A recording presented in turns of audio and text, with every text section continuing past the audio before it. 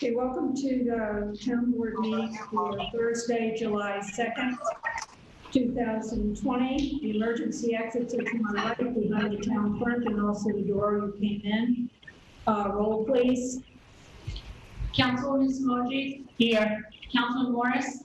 Here. Councilman Gutierrez? Here. Councilwoman Doyle? Here. Supervisor Curry? Here. Make a motion to open the public hearing for Altice franchise renewal agreement. I second that motion.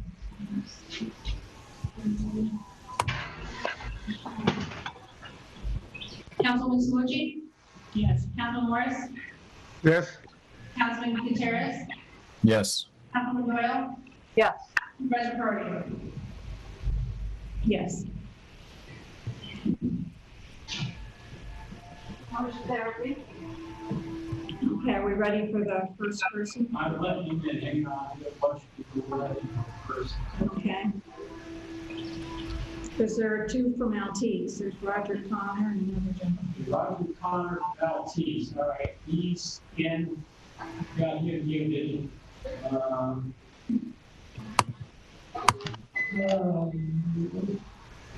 don't see anybody else at this point. Everybody's in the room. I'll open up Roger's microphone.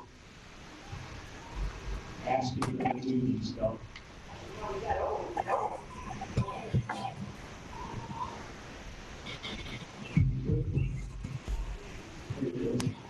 Ask Roger if he can hear us, guys.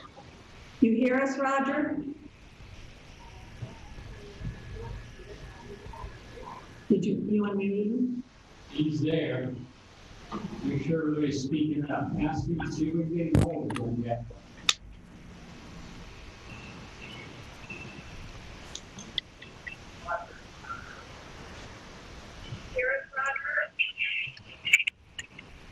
Yes, I can hear you. Who else is on with you, Roger? John Dellahan in the plaid shirt. I'll let him in. Unmute him. Ask him to unmute him. I'm unmuted now. Okay, he's in. The two Altice are both in. Okay, then we need to start listening to the public comment people. Can we have the folks introduce themselves that have joined the public hearing, Victoria? Yes.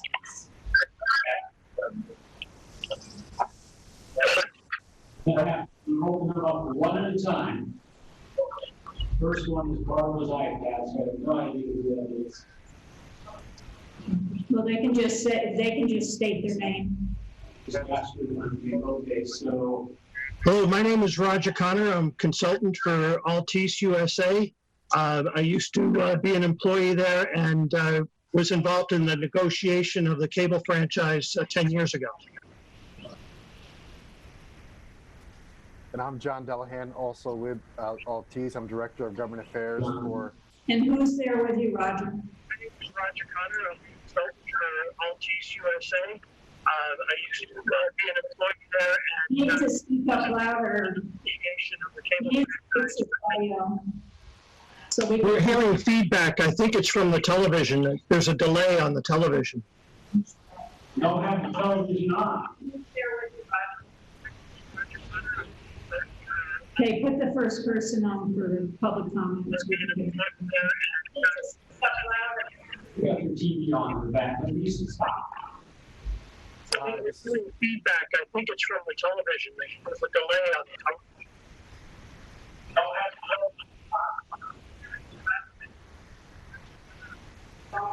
Okay, put the first person on for public comment. I need to turn it off. Feedback. I think it's from the television. The delay on Who's that?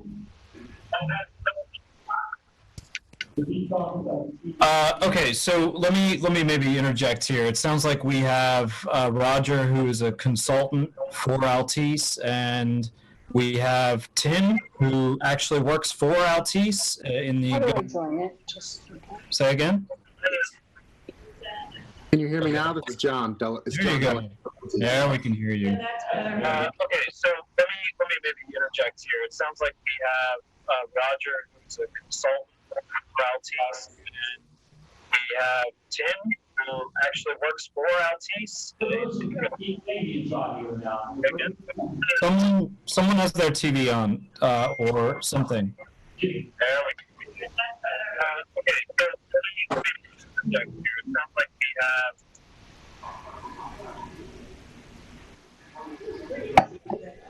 Okay, that might be better. I think that's. How about now? Can you guys hear me okay? Good. Okay, John, you there?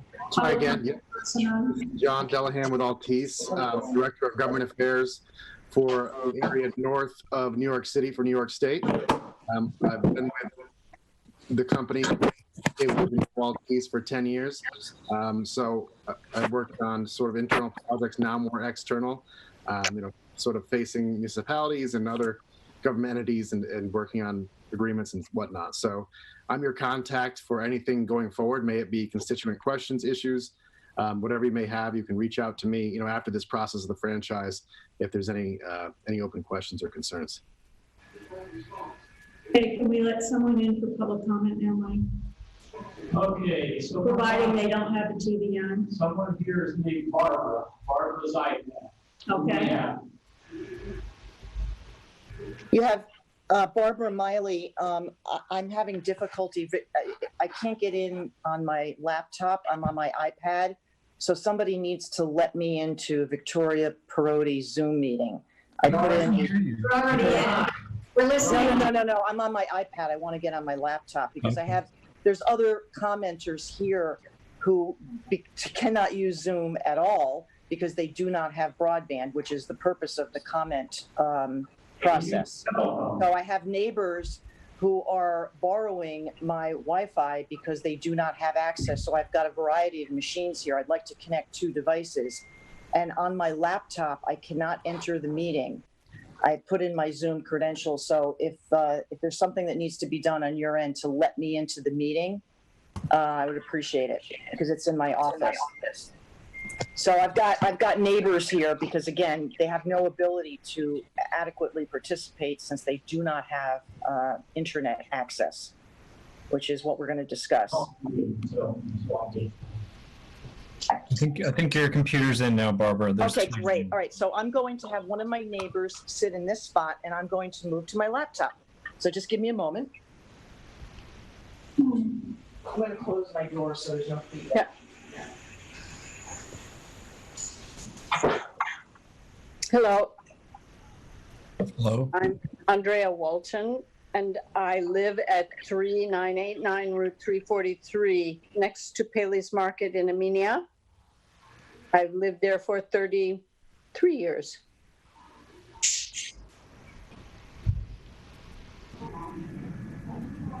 What is your comment?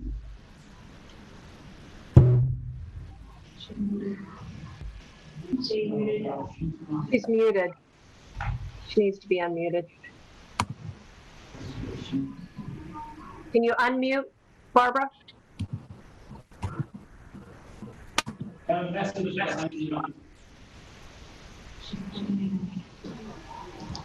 There.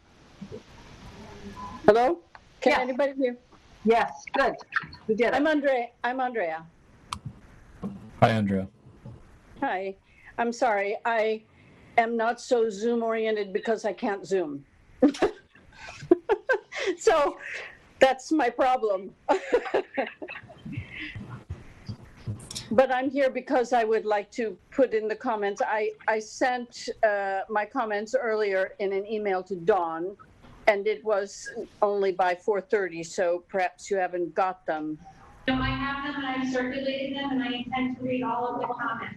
That's very kind. Andrea, is there anything in addition to what you wrote that you're looking to share at this time? No, it's my sincere hope that my neighbors in front of me, the Mileys, and my neighbors next will be able to get broadband because we are severely disenfranchised by the fact that we cannot. And we are all longtime residents. The Miley's much longer than I, but I've been here, as I said, for 33 years. And for the reasons I'm now, I regret to tell you all that I've reached the stage of being a senior citizen, and I've had health issues. And so in COVID, which has affected all of us, I cannot get to a doctor's office because I'll get it there. And if I don't get it there, I have to go to the emergency room because I can't speak with my doctors. That's one thing. And then it goes on in my professional career and my, every bit of my life is being affected by this, and I have no fast internet, so I cannot zone with anybody. And it's distressing and makes my life very difficult because I either have to drive up the road or come to my neighbor or somebody to communicate. And I can't go on living this way. I'm in negotiations with Lincoln Center and how we're going to try to reopen. That's hundreds of millions of dollars of revenue to New York City. And I've been a member there on the board for over 25 years. I'm not joking. This is not for playing video games, And so I'm praying. I don't want to change who it is that services me. I simply would like the opportunity to be serviced as I should be. I've been paying significant school and real estate taxes here for all those years. And actually, also another issue is my personal security. And I've had security experts say, "God, you're totally exposed." So those are the reasons for me attending this meeting, and I'm hopeful that Altice will take notice of my comments, and those of us who are off the grid here.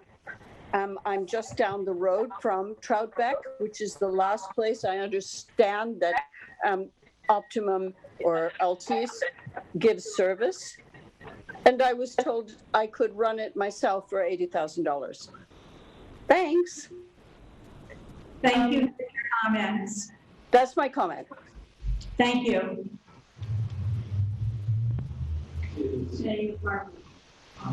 Where is Barbara? See, That's Barbara. all over which one. No, for her, closest to home. We keep going there. Barbara's back on, so she's got something to say. No. Well, that was just Andrea we were speaking with. Yeah, but she's got several people in her house and they're all kind of different devices, so. I can't identify who's on what.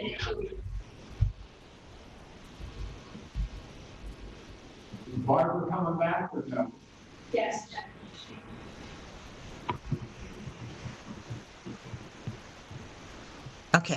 Okay, sorry, I couldn't, I was trying to unmute.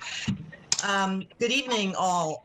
So I submitted some written comments and, I can't overemphasize, and I think we're just inundated every day. There's articles about the importance of online access. Everybody's working from home. Children are being schooled online. I don't want to waste your time repeating all of the facts and the reality of today's world. These were issues for many years. They've been exacerbated by COVID. And it's absolutely essential to living in this town and working in this town to have broadband access. I don't know any other way to say it. It is like air. It is what the telephone meant at the early parts of the 20th century.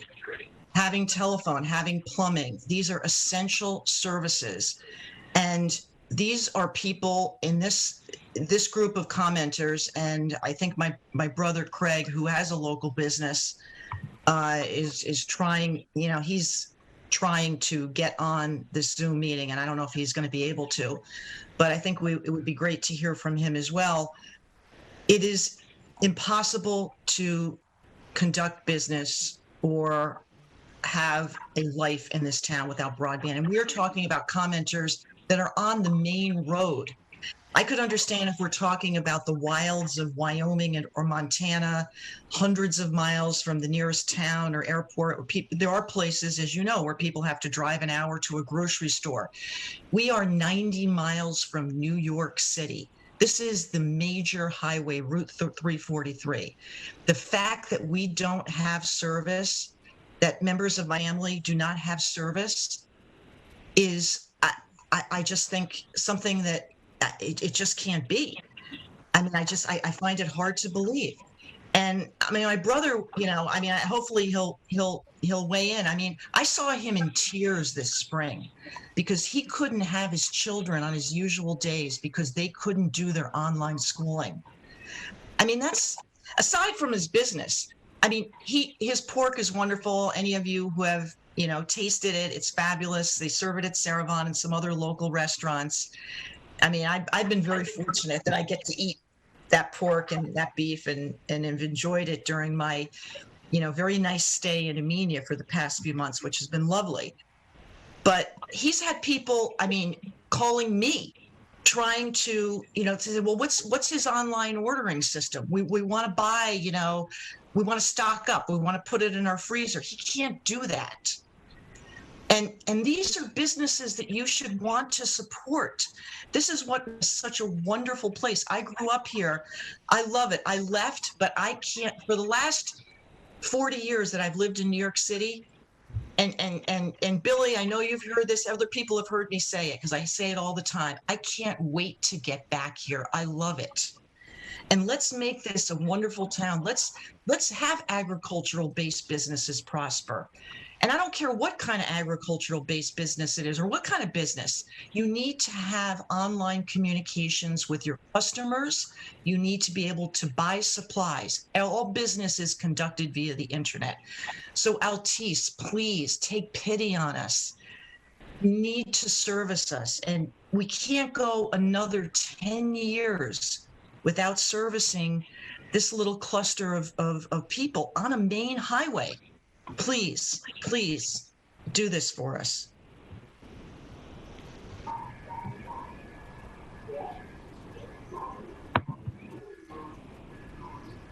Now, this is John from Altice. I just wanted to ask how we should react to comments, if you want us to sort of take them one at a time, or what's the best approach? Because I'm happy to respond, but I don't want to talk out of turn. I just want to see how this process should flow. Yeah, one at a time. You can go ahead. Sure. Okay. Sorry, but I heard some feedback. So I'm happy to take the names in the cluster. I'm not familiar with the cluster itself, and to me, this, I don't see a reason why, other than, of course, if there's some underlying factor of dollars and cents to get there, that there has to be some contribution. But we can take a second look and a third look, and however many looks it takes to see what the cost is, what the roadblocks are to kind of getting there, for lack of a better term. But if you've heard other feedback from us in the past that I'm not aware of, I can talk to Roger and see what that may be. But well, wait a second. That sounds like what we've been hearing for at least 10 years. I have worked with people. I've talked to CSRs. I've called on behalf of my father, who's 90 years old. His whole life is based on communicating with family members who are far and wide. He's got family abroad. He's never going to be able to travel to see his family. He's from Europe, and he's been here for, 60 years, 65 years. He's never going to see them again in person. His only hope is to set up Zoom. We have tried. We have sent letters. We have called. We've gotten the runaround. During COVID, we've called. What I am saying to the town board is, you need a written commitment from Altice, this cluster, without any additional line extension costs. I mean, this is Oh, the study. I mean, years ago, Altice, and your predecessor, Cablevision, did a study. They came to Andrea and said, oh, I don't know, it was, 50,000, 60,000. Another neighbor, David Ash, they were told, I think in excess, I think they may have submitted comments as well. He told me recently that it was over 60,000. Enough of that. Just wire us up. You're going to get a nice monthly subscription. You are going to have added value on the Altice balance sheet because you signed up additional subscribers, and Wall Street values every subscriber at what, like $5,000? You're adding subscribers. You're going to have a perpetual revenue stream. You're basically exclusive in Amenia. Nobody's going to disconnect. So what's the value of that for everybody for the rest of their lives and their kids' lives? Okay, let's add that up, that benefit to Altice. We want a commitment from Altice to wire us up within 90 days, or we're asking the town board not to sign the renewal agreement. And we're not asking to kick out Altice, no. We're not asking for you to be removed as the cable provider. That would be ludicrous and just unmoral. But what we're saying is that we don't want the town board to sign a 10-year deal, because once the deal is signed, then there'll be no incentive or obligation on the part of Altice to provide service. We want an official undertaking and commitment to wire these residences and businesses within 90 days. And I'll say this just to comment back on that. So I don't know how many folks are we talking about roughly? Do we know? Four. Well, hold They're on. all.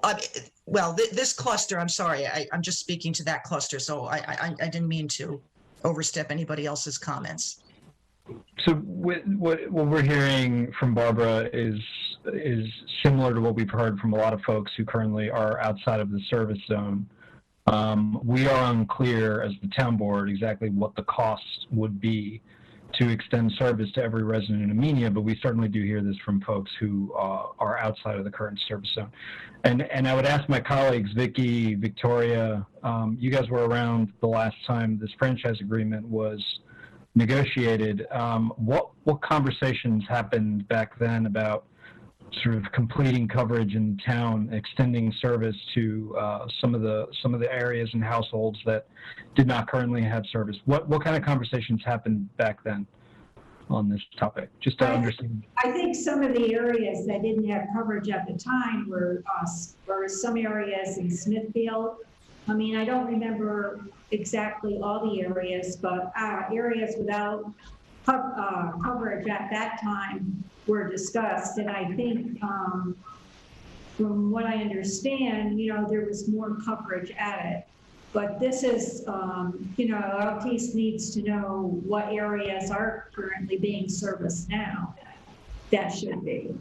I think they should know that they probably have a map with the areas that are not serviced. But I believe Deep Hollow Road was one.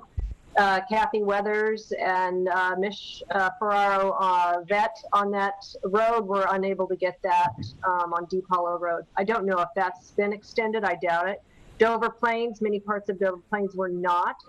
I remember Poplar Hill Road over, on the back towards Dover Plains. That area has been not provided with internet, as far as I know. So, I agree, Vicki, that there should be obviously a map of that overlays the sort of residential lots and structures in the town and where Altice currently has service. And John, I don't think anybody's asking you to foot the bill to run service down somebody's private 250-foot driveway. Obviously, that would be absurd. But for residents in Amenia that do live off one of our main roads, like Poplar Hill, like Route 44 to Sharon, the expectation is that they should be able to participate in the broadband that the town is awarding as part of this franchise. And so, it would be good to talk about some commitment to providing coverage along the major thoroughfares in this town. And and residences along those thoroughfares. Yeah, that makes sense to me, as you just said, given the parameters of the 150 feet, if that's within the scope, it makes sense to take another look at this and see where we are, but there's nothing I can commit to tonight, obviously, without doing some homework on our side to see what are the homes we're looking at, what is the ROI, what are all the piece parts that we look at to come to a conclusion, because I just don't have that in front of me to make a decision tonight. Can you explain the ROI, John? Well, the ROI is simply similar You to referred to ROI. I'd just like to know what you mean by that. return on investment. So you have to look, which includes, as you mentioned before, sort of paying, subscriptions paid over a lifetime. So it's not just the cost, it's the whole, our cost versus what we'll get back. So it's a whole analysis of, does this, make sense economically, right? And, but if it's within the 150 foot, sort of barrier, then, that all of that has to be taken. This is something that I don't have any homes in front of me now to kind of make a decision to know. Well, I think I would ask you this. If you're going to go down the road of ROI, then I think the town needs more information about what revenue you've received from the town of Amenia and the amount of capital investment since you have been a franchise holder. How long, does anyone on this call know how long that Cablevision, and Altice is Cablevision because they bought the company? Craig, can you close the door so we get feedback? My brother Craig he's been texting me. He cannot, so he's here. He came to my house so he could participate. Yeah. So if you're going to go down the road of ROI, then I think the town needs to understand the real picture on ROI. And I'm sorry, does anyone know exactly? I think it's been decades that Cablevision has had the franchise. How much money have you earned from the residents of Amenia, and how much capital investment have you made? That would be a very interesting fact. So to talk about ROI, to wire up a few homes that are on a main highway, okay, where there are extensive pole coverage, and talk about, well, how long is, so in other words, your ROI is going to be looking at my father, Jorg Miley, who's been a resident of this town and has been a farmer, and we have, farm land that everybody enjoys, everybody gets the scenic view. You're going to basically assess how long is he going to live. And so your ROI would be dependent on my dad. Well, he should kick the bucket in 5 years or so when he's 95. So how much money are we going to make from Mr. Miley? Ooh, that's not enough ROI to invest in wiring him up. I think if you're going to go down that road, we're going to take a real look at what ROI means. I just want to interrupt myself, though, and hopefully we have enough time to hear from my brother Craig, who had to drive his truck to my house so he could participate. So I'm going to hand my screen over to him. So Craig, other people have commented already. Okay. So you have to talk about why you need broadband. Well, one reason I need broadband is this past spring, with the COVID situation, my wife and I are divorced, but my kids had to be with my ex for the weekdays because of online schooling. Even though I do have a Zoom, on my iPad, it wouldn't come in, and it would never hook up to anything. So I had to, my kids had to be with my ex during the week, during the schooling, the last couple months. And so that's one thing. I need high speed internet because we don't know if this is going to continue or they're going to go back to school. We don't even know what's going on right now. And also I have a business here. I have a farm, and I've had a lot of inquiries about online sales of my pork and beef products. And I really can't anything, when I get on the internet, what I have right now is I'm not even sure if a sale is going to go through or if I'm going to get payment. I mean, because everything gets either shut down or I don't even know if it's going through because of the shoddy internet service that I have currently. So that is another reason. I could actually increase my revenue sales by quite a bit by doing online selling of my products. So that's another reason I would would like to have some, better internet access. And, in the past couple of years, I've seen the cable companies come through with like wheels to like measure the roadway and stuff. And they've gone down Randall Road a few times. This is probably like maybe 2 years ago. And I was asking what the guy was doing. He goes, "Oh, we're going to check for cable." And I said, "Okay, that'd be great, but nothing ever came of it." So they've been through this area. I live on the eastern edge of town, right on the Connecticut line. And, I'm basically at the end of the line, literally, utility wise and also telephone and that too. So, but yeah, I mean, that's one of the reasons. I mean, I had to come up here to my sister's to go to this meeting because I technically at my house, if I got on Zoom on my phone, and I've been on Zoom with the headmistress at the school that my kids go to school over in Lakeville this past April, and I saw her, but she didn't see me. So I mean, it's like I couldn't even be involved in the meeting. So. And I just never attempted to get back on it again. So because it wouldn't go through. So that's Are you in the same 4-house block that your sister is talking about? Well, no, my sister's up the road. She lives on a dirt road. She's on Benton Hill. It's kind of not too far away, but she has Optimum Online or whatever cable company that services her. But I'm not that far from her. I'm right down the road from her. I mean, with a few trees out of the way, I could see the house. But your farm is on 44. That's 343. 343 to towards Sharon. That 343. So. If we could get the addresses and contact info for everybody who's on the call tonight, we'll certainly look into it with our engineering department. But it's really hard to understand, why service hasn't been provided before now without reaching out to our own engineers. Right. Well, I mean, let me tell you something. I mean, 100 years ago when the telephone came out, right? I mean, I'm sure they had the same. I mean, of course, they didn't have the internet back then, but they probably had the same situations. Not everyone got covered by. Not everyone had a telephone at first. But I think there was laws enacted. I mean, I don't know a lot about it, but I think it got to the point where everyone basically should have the right to have a telephone. And I think we're in the same state as now with the internet and with the situation, what's going on in this country and everything. And in my case with my kids, I mean, granted, I have an amicable relationship with my ex-wife and everything, but right now, we don't know what's going on in September when they go back to school, but there's a good chance they're going to be doing online schooling, or they're going to go back to school. And then there's, if this thing flares up in the winter and they got to bring kids back home, we're back to where we were back in April, with online schooling. I won't be able to do that. We have a lot of people waiting to make comment. We will give more information to Altice. All righty. Okay. Thank you. Thank you very much for coming on and speaking. Okay. We're going to bring up Dina Peak here in a moment.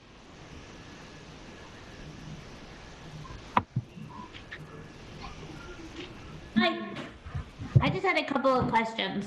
In terms of re-upping the contract, it does seem like the prices are escalating significantly, and the quality of the feed is pretty bad with tiling, and we've had we live on a county road, so it's not as though, we're in a remote location, but our service is pretty bad. Every time we call, we get a different person that diagnoses us with some issue, comes out, takes a look, says, oh, it's fixed, and then the quality of our picture on our television is pixelated, the sound goes on and off, the internet is spotty at best, gets hung up significantly in the afternoon. And I just wanted to ask the town board members whether or not you had reached out to any other providers to get a competitive bid, and if so, who were those providers, and when did that happen, and what was the competitive bid?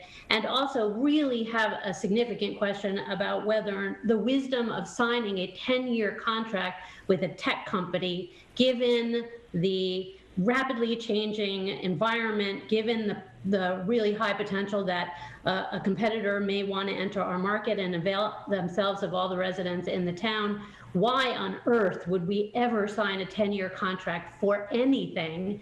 I mean, I can pretty confidently say that I would never sign a 10-year contract for a technology service provider, and I just would wonder why the town is doing the same.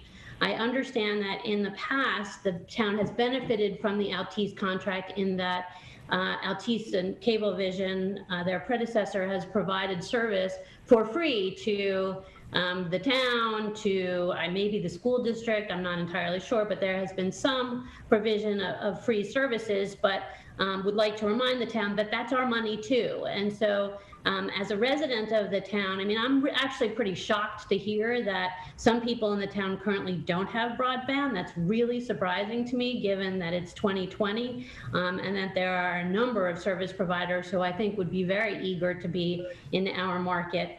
But I also would really stress that I question the wisdom of signing a contract with a company that has had declining service, but escalating prices. So have you guys reached out for a competitive bid? There have been no other companies that have approached us with any interest at all in providing any kind of broadband service. But you have not reached out to anybody to ask? No, I haven't. Would you consider doing that? Yes. Okay, because you and I had about a year mean- ago when you were thinking about this contract, and it was coming up for renewal, and you committed to reaching out to other service providers. So I'm just surprised that never happened. Well, what you don't seem to realize is that this franchise agreement is a significant revenue source to the town. The town gets 5% of their revenues quarterly, which amounted to $76,000 a year for the last 3 years. And you don't think you can negotiate a similar agreement with another service provider? We are a very small market. The only possible service providers might be Comcast or Time Warner. I can reach out to them, but I'm just don't feel like they're going to have the interest. But I can reach out to them, but that doesn't mean we're not going to sign the franchise agreement with Altice to protect all the subscribers that we currently have. I will just add that I have had some informal conversations with folks at some of the larger providers. One is one of the major telecom companies. The other has a relatively new low orbit, satellite broadband offering that they're trying to prove out, or in the process of trying to prove out. The supervisor is correct. We are a small market. We are a little separated, and the results of Altice's involvement here has to do a lot with just legacy of who built it out, who got bought by who, and how they ended up with this corner of upstate New York. But I 100% agree that it would be in the best interest of the town to, at minimum, have formal conversations with other providers. Ideally, issue an RFP if we are talking about offering an exclusive franchise to. Actually, you can't do an exclusive; it's illegal. Okay. Well, great. So to clarify, all of our franchises have been non-exclusive. So at any time during the term of a franchise with Altice or Cablevision before that, another cable operator could come in and negotiate with the town to build another system. It's just economically challenging to build another cable system on top of an existing cable system. And that's why you don't see very many competing cable companies in the same rural communities. Now, in some of the larger communities, you have Verizon has built cable services with Fios. to compete directly with Charter and Altice. But in the rural areas, it's really cost prohibitive for another company to try to come in and build another cable system. Not to say that but at the same time, the contracts are not exclusive, so they could come in if they wanted to. So as the single service provider in the town of Amenia right now, what is Altice's incentive to provide better service at a lower cost? Other than our town board sort of standing behind the residents here and demanding that of Altice.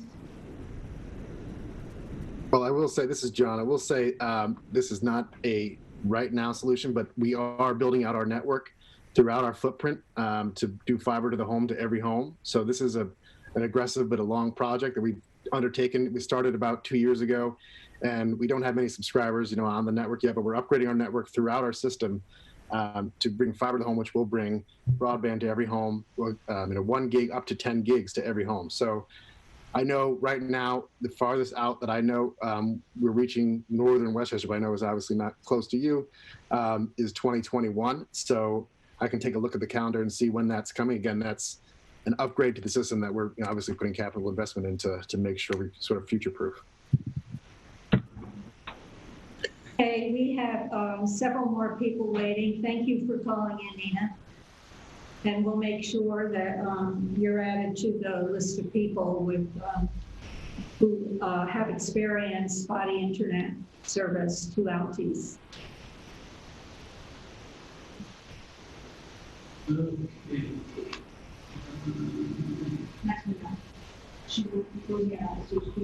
I think somebody needs to unmute Rosanna. We're trying. I hope he knows. Okay, I think I'm unmuted now. I kind of agree with what I do agree with what Nina said. I keep cutting back my packages and my cost keeps going up. I mean, it has gone up $40 a month in the last 6 months. And you can't keep doing that. So, I mean, I think, and over there, just across the border with Comcast, the price is much, much cheaper. And so there has to be something that can be done to lower the cost, because quite honestly, there's Apple TV and there's those other things that I will drop my TV totally, and I don't know what I'll do about my internet, but I have to tell you, it's just cost prohibitive, and especially since you have a lot of senior citizens in this area, and it just keeps going up and up and up. And I see comments on the village, on the on Facebook, on the Town of Amenia page, or the community page, that everybody's complaining about the cost and the quality. Not only the cost, but the quality. Customer service is pretty much non-existent. So, I can't see signing for 10 years because, that's just saying, okay, we're all happy. And I don't think that's the case. Thank you. Thank you, Karen O'Brien.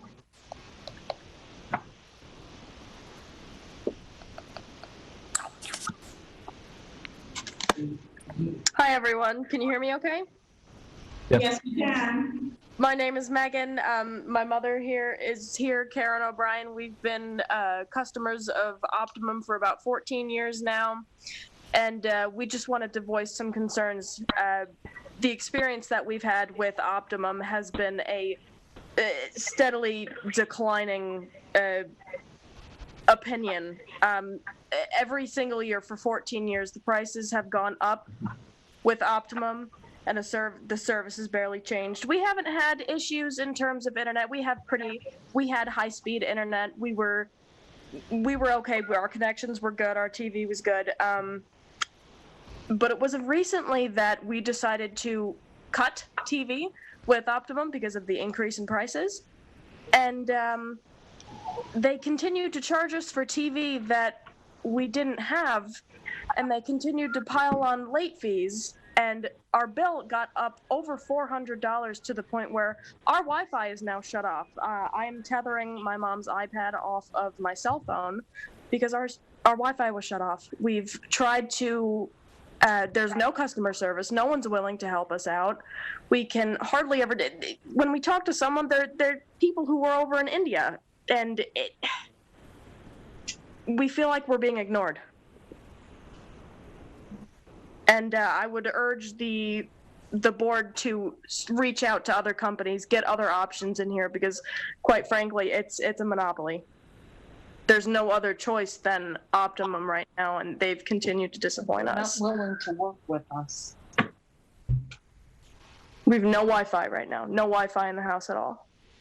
And this is John. If you can give me your name and address, I can make sure that we can correct that situation in terms of making sure your bill is appropriately credited, and then your services come back on. I can certainly help make sure you're that would be absolutely wonderful, John. Thank you. I can post in a comment in this chat our address, and hopefully someone will reach out to us and help us, because it's.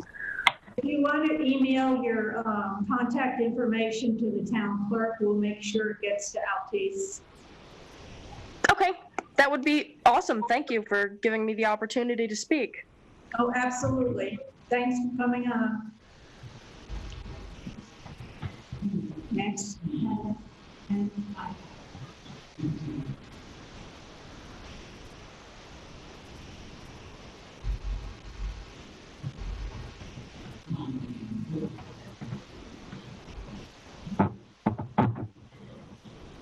Who do we have next?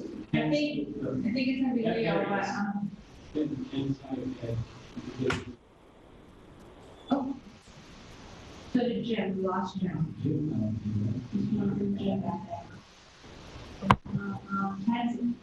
Leo, is that you? It is me. Oh, wait. It is me. Are you here for Altice public comment? No, I was actually just wanting to see. Well, then you'll have to wait for public comment. We're doing the Altice public hearing right now. I know, this is the only way I could tell when you were on to the next subject. So Okay. I'm just. We're gonna have to go to the next person. Sure. No. That's great. We'll bring you in later. So, let's see, and we heard from Barbara, and being here, that's everybody that's on there, that has had the opportunity to speak. Okay, that's the end, that's our turn. Go wait till the. So have we gotten, I think we've gotten everybody who's called in or sent public comments. Nancy McKenzie wanted her comments read in. We are going to, now that everybody has spoken who has called in, we are going to go ahead and read all the public comments that we received. Guys, I'm reading a public comment from Wayne Newberg. To the Cablevision representatives, as a 40-year subscriber, I am very disappointed with the cost and service provided by Cablevision. We should have a local service office, not have to drive to Fishkill for equipment and information. As I try to lower my bill, it is very difficult to navigate the different options for TV, and even your own representatives have had difficulty explaining the differences and what types and what is available for each option. I have asked for a senior or military discount and to have been told Cablevision does not offer these. During these trying times, I request Cablevision to offer a discount for seniors, military, first responders, and essential workers. Also, we pay unreasonable sports fees of $10.47 with nothing to do with sports. Pure greed. Please explain. Lastly, I own property in the south where suddenly owned by Altice is the franchise, and their biggest complaint is the cable service. Also, how much does the town of Amenia receive from Cablevision with this new franchise agreement? Signed by Wayne Newberg.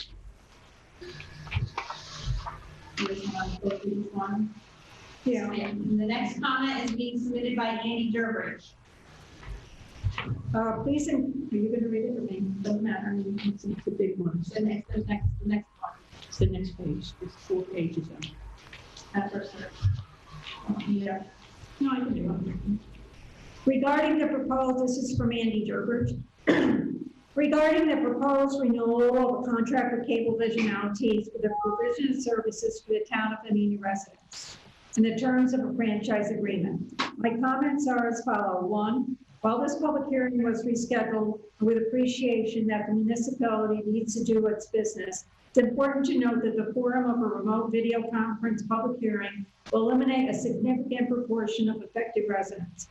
The nature of combining this action primarily to a new technology will limit significantly the public participation and engagement. I understand you are also accepting written comments, but little seems to have been done to encourage broad participation beyond the minimum legal threshold of meeting announcements. Because of this circumstance, I am emphasizing how important it is that the town board members do their due diligence in reviewing the new contract and taking seriously the act of representing all the residents who need to rely on the outcome, but who cannot be present or be heard. 2, will the town board please outline the hearing, at this hearing, the primary changes or differences between the previous current contract and proposed new contract? Will the town board please announce what amount of funds the franchise had previously paid to the town, represented as a percentage of their gross receipts or by any other calculation? Periods covering the past 2 years would be most helpful.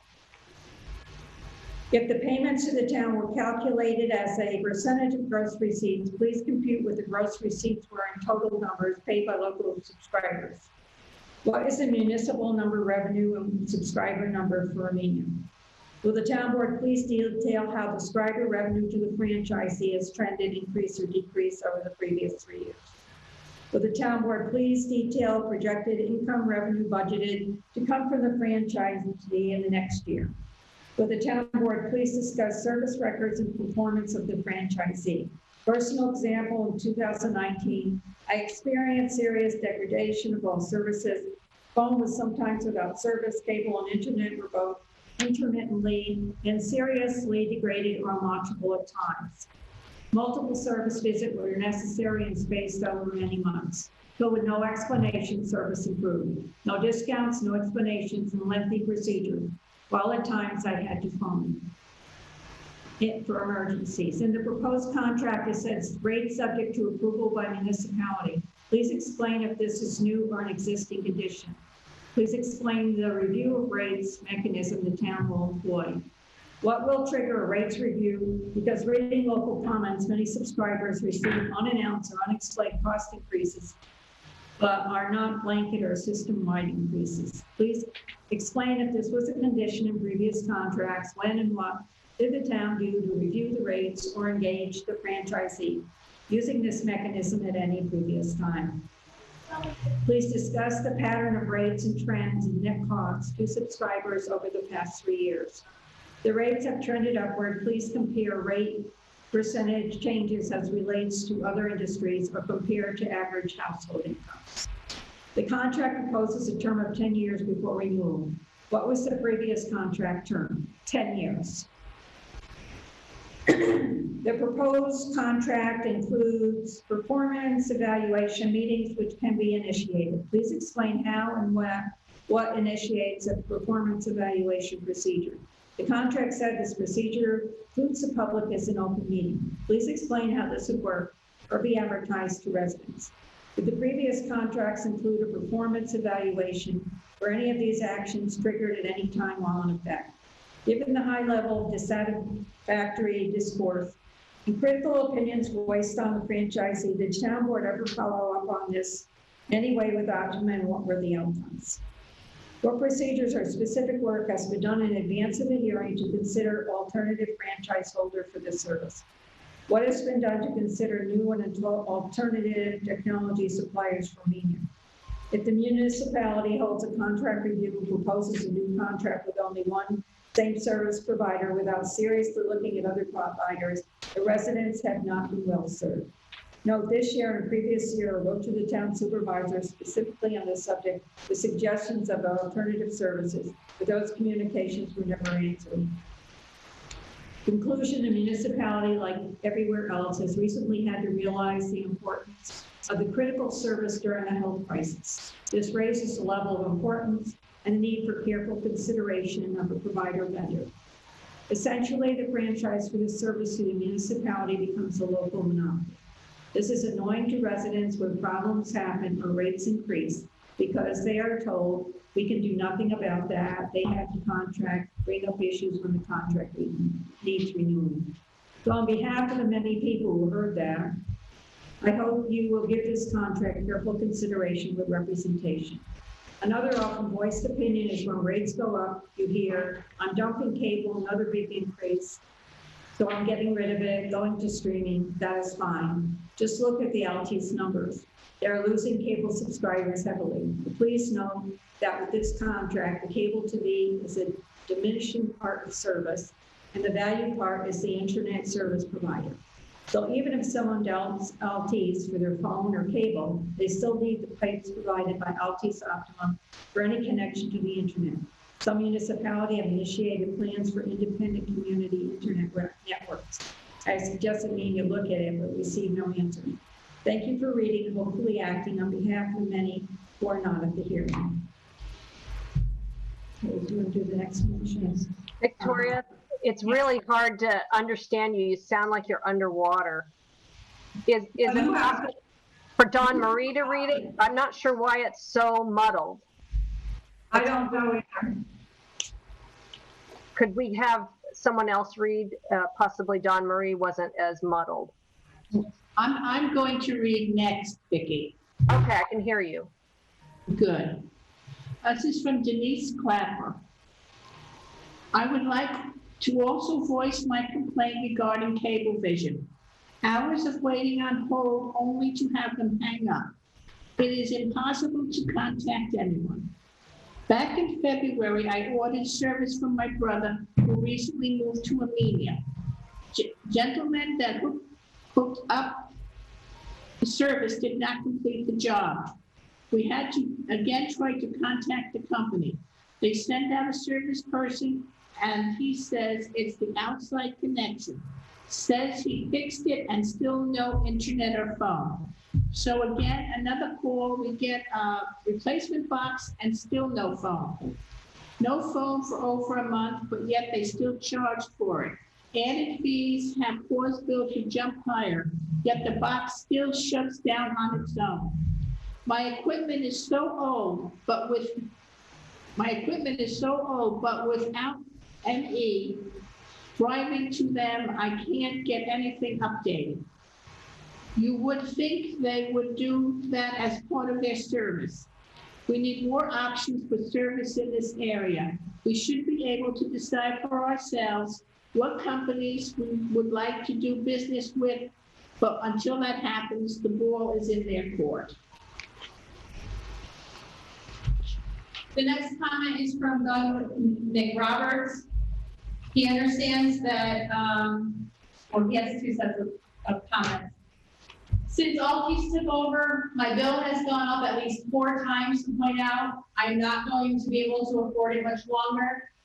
Customer service is almost non-existent. You call and get a message about long wait times and the call gets dropped, or you get a computer-generated menu that can't get to a customer service representative. Fixation, frame freezes, and then it goes black. Should be able to opt out of the sports channels or the Spanish channels to reduce the cost on his bill. And the internet has gotten slower. And the next page, I think he just started making the comment. The next comment is from Nancy McKenzie. You want me to, who's that? Okay. So what happens, I gave you their actual emails that they sent attached. So Nancy would like to point out a raise to the town board's consideration for the renewal of the Altice contract renewal. Could there be any more important service considered by your town representatives than having digital access for the town? We are in a national pandemic in which digital has become our mostly only conduit to public safety, public health, educational, medical, mental health avenue. And yet, for some reason, the town is sadly with a 10-year contract with an inferior provider. Why? Our town Facebook page is filled with rage about Altice. My family pays $100 a month for an inferior and unreliable conduit to digital, as well as another $90 a month for basic cable, both of which have increased 20% each year since 2016.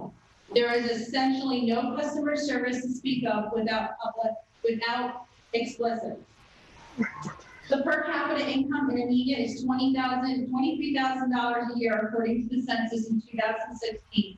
The median household income as of June 2020 in Amenia is $63,000 a year, almost $200 a month or $2,400 a year for a digital basic service was outrageous, and so far the future provides no limit.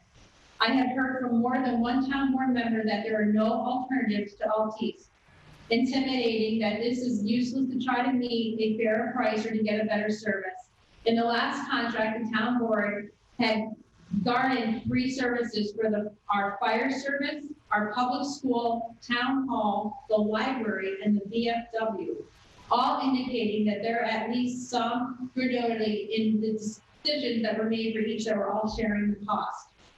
Other towns have made better service available. What other digital access services has the town board investigated? Verizon, Comcast, Dish, broadband? What alternatives are you looking to ask for the renewal? And what are the reasons your consideration of a 10-year contract? Much will rapidly change over the next few years with the great gains on broadband opportunities, etc., and these must be considered. Ironically, this is the current contract review, and the public comments even has made transparent the demonstrated inability of some of the town board members and administrating service personnel to confidently engage the vendor applications. What improvements to the web page and to the digital delivery of the services are contemplated to avoid the confusion and strained relations related to this public comment session? With all of that said, let me end with the demand that the town board consider the renewal of the Altice contract with the gravity required for the town's public health and safety needs. Stop treating Altice as a hostage takeover with the trickle-down cash flow to the town.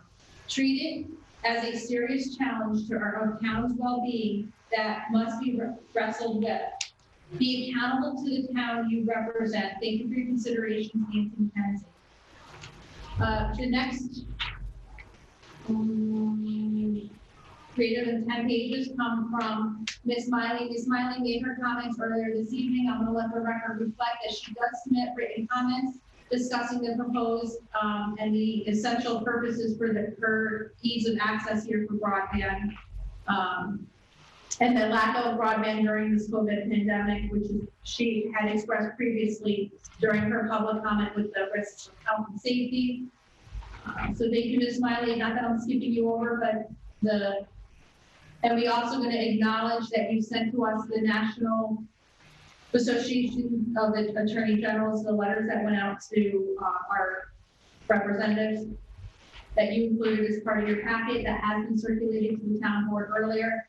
Also this evening, I'm acknowledging receipt that was sent by Ms. Miley, the comments that she sent on behalf of Mr. Miley. So Craig, we are acknowledging your 2-page written comments that you did clearly express earlier in your verbal comments. Thank you to those.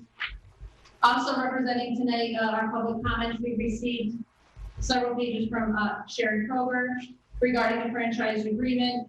She takes part in, please take note in part 2 under section 12, dealing with the systems, specifically page 15, part 12.3.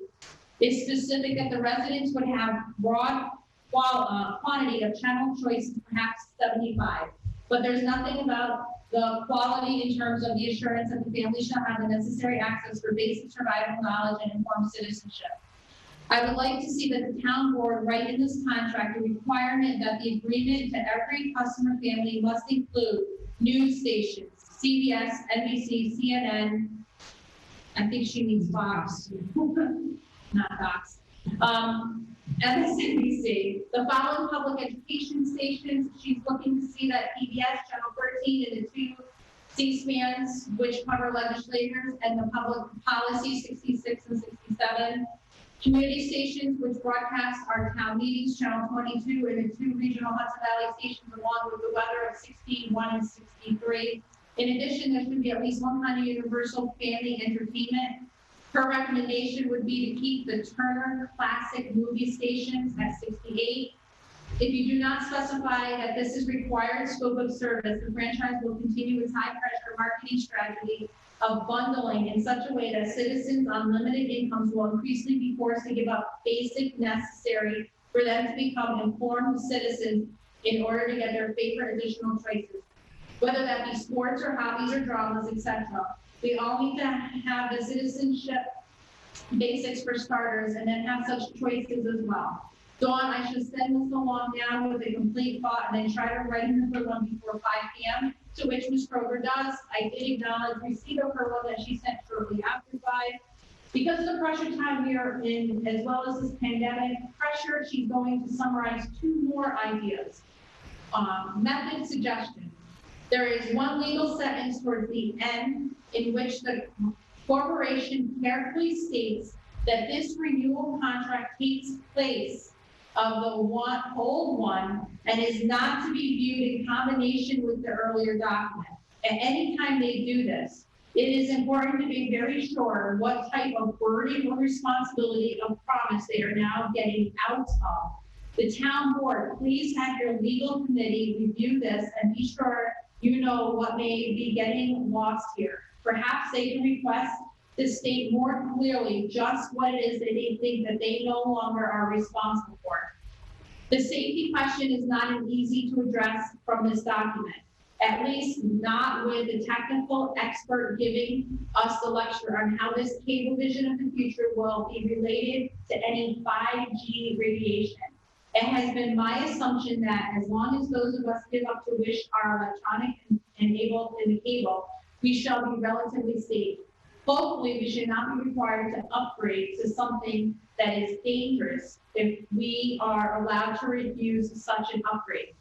Note, although this contract avoids mention of 5G and any dangerous electromagnetic waves, please see page 15 in section 12.5, which states, the design and construction of the system will include substantial utilization of fiber optic technology. There are safer and less safe ways to provide this service to towns. We need ours to be safe.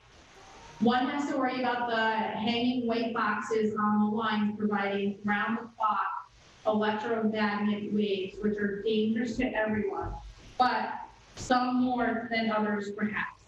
Those are from Sharon Kroger. Andrew Walton, you joined us earlier this evening and you were able to express your verbal comments. Please let it be reflected that the town board has received your written comments, to which you did express earlier, and you did touch on the points, so they are being looked at, as well as you shared with the board, at the board reviewing their packet. She does share into the public knowledge. She has shared with us the testing of the internet speed. And there's multiple pages on that. And that will include all of the written comments that we received prior to tonight's board meeting. And Damien's waving at us. Damien, did you have something to say? Yes, thank you. Sorry, I was on mute, and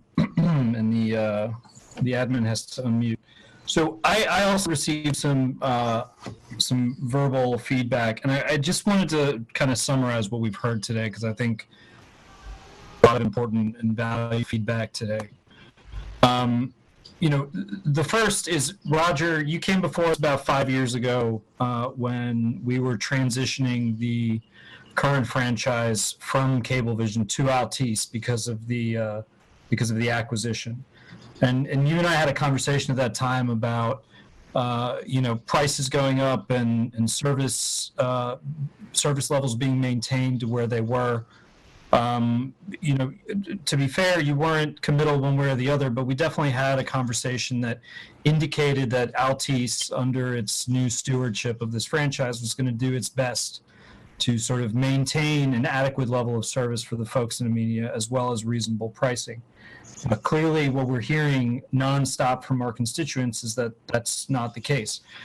I also have done an informal survey of kind of broadband bills in other places, and I have a couple of examples from folks who live in New York City, where everything's more expensive. But surprisingly, every broadband bill that I've seen from New York City, whether it's from Charter or from Verizon Fios, has been less expensive. And you know, I do just want to note, and without sort of putting Altice unduly on the spot here, but I do want to note from your own quarterly filing in 2020 Q2, Altice reported the highest average revenue per user. That's us subscribers or your users. The highest average revenue per user among its peers. So Comcast has a $62 average revenue per user. Charter has $58, and Altice is in at $70 per user in the first quarter of 2020. That's from Altice US's quarterly filing. So it'd be one thing if you guys were struggling and hurting and there was real challenge and this was difficult, but you guys are clearly making a decent amount of money per user across your network. And we're hearing nonstop that folks just feel like the increase is not only unreasonable, but semi-exploitative, given that they don't have any other options. The other thing that we heard, especially during COVID, is that broadband is a utility that folks require, that they rely on to perform critical aspects of their life: commerce, education, connections with family, and not being able to afford that, or not being physically able to procure it is a real challenge. It's not a luxury anymore. It's we have evolved where internet access is no longer a nice to have.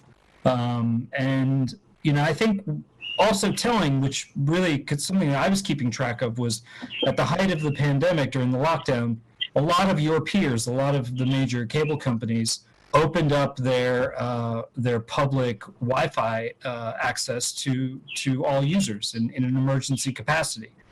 Altice ultimately ended up doing the same, but I would note that your company was one of the last to do so in a time of a national public emergency and health crisis, where being able to reach out over the internet, being able to communicate over the internet was literally the only thing that we could do. And I think understanding that you are essentially in all ways, but in name, a public utility, I would encourage you guys to think a little bit more responsibly about the role that you play in this community. To that note, I would say that if Altice would, let me give a little background for the folks on the, our lawyer Ian is on this call. Roger, you've been involved with this for many years from the get-go. I'm very happy to see someone from Altice. John, thank you for joining tonight. But I just want to give a little background about the current franchise agreement that we have in front of us. Roger, do you want to provide some color on how you and Altice and the town arrived to the draft of the agreement that we have in front of us today?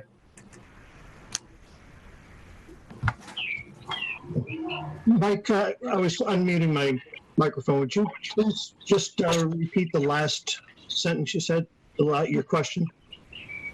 Would you like to provide a little color, a little detail on how you assisted Altice and the town on arriving at the final draft? Like, what negotiations happened between Altice and the town to arrive at the current draft that we have today? Well, the current draft is built off of the existing contract with any updates or revisions to it. And there were at least 3 meetings between myself, Supervisor Parati, and the town attorney to review in detail the provisions of the franchise agreement and to review the language of it, the intent of it, and any changes that we had to make to it. It was pretty extensive review of the contract itself. So thank you. That's helpful. I just want to make it clear that the larger town board was not involved in this process, not invited to be involved in this process. And I just want to make the point. We are having this conversation publicly now. I think it's critically important that we do that. But to date, we have not been involved in the conversations directly with Altice.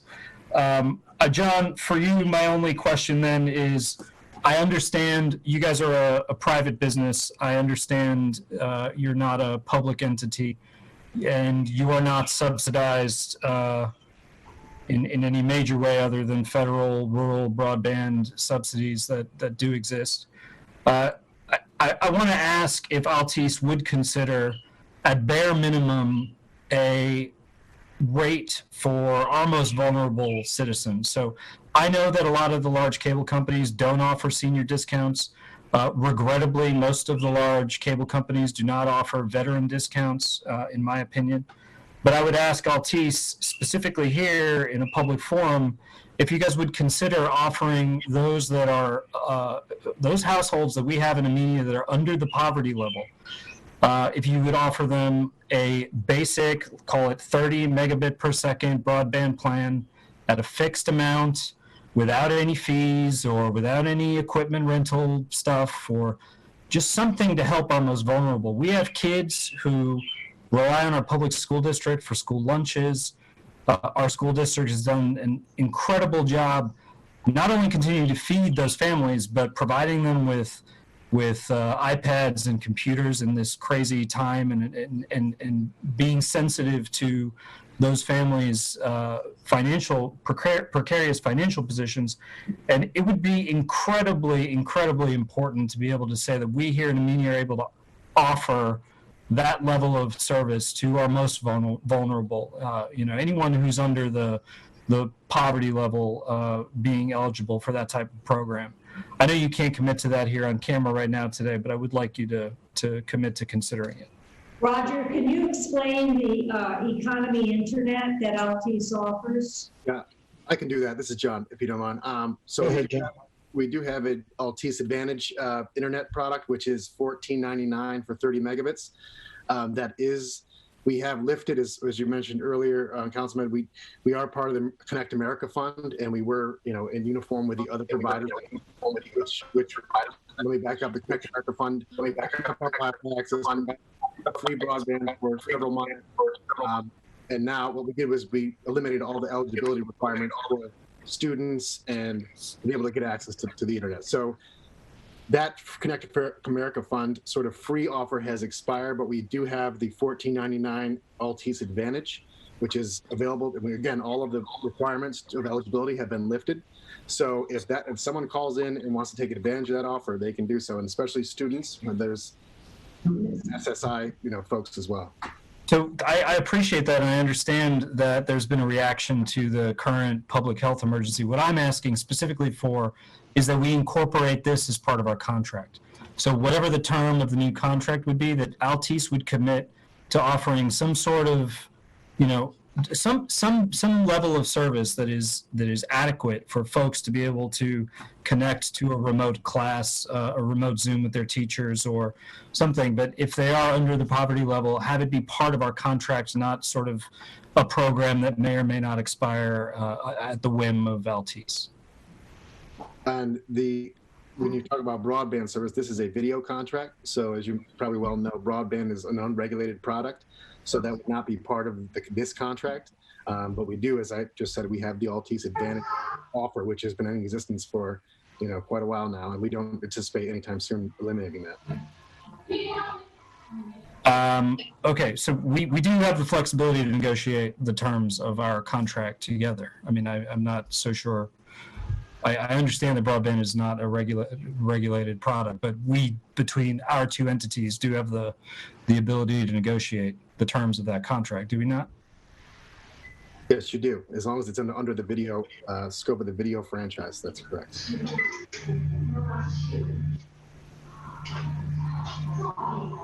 Okay, I don't know what that means, but our lawyer's on, he's on mute. We could talk to him about it.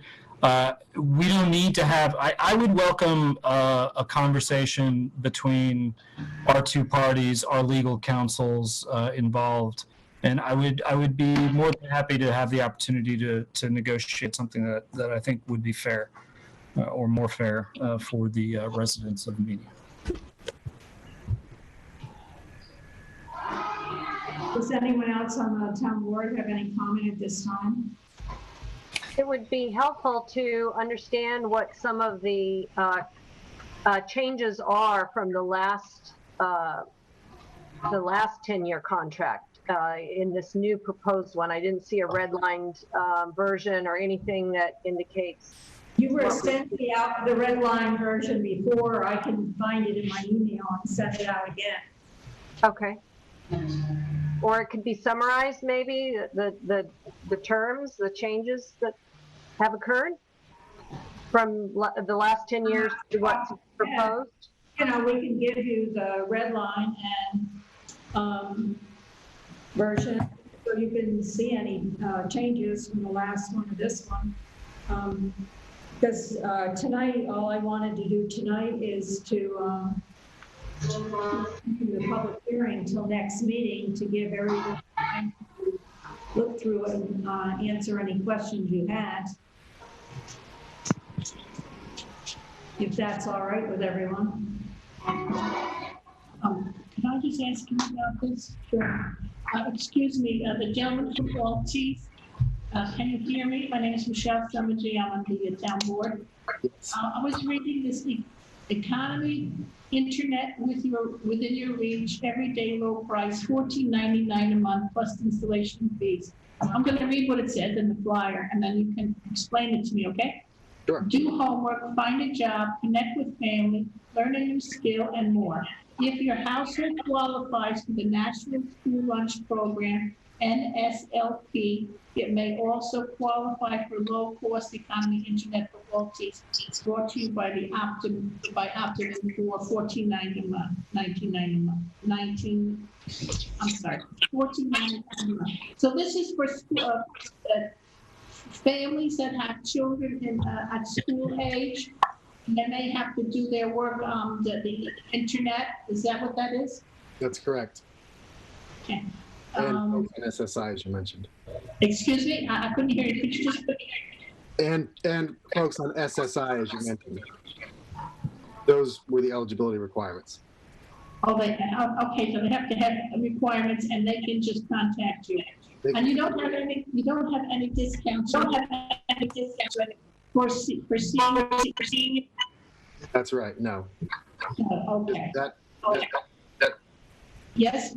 I'm sorry. Offers, no, that's an offer that is deeply discounted, something we have given to in the school population. So this is what. Is that what you're saying to me? The families and children in school and stuff like that, they need to use the internet. That's correct. Okay, thank you. Thank you for explaining that to me.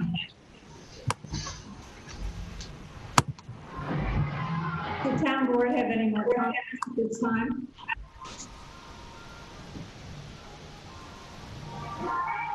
I'd like to make a motion to continue the public hearing until next Thursday, July 16th. I second that motion.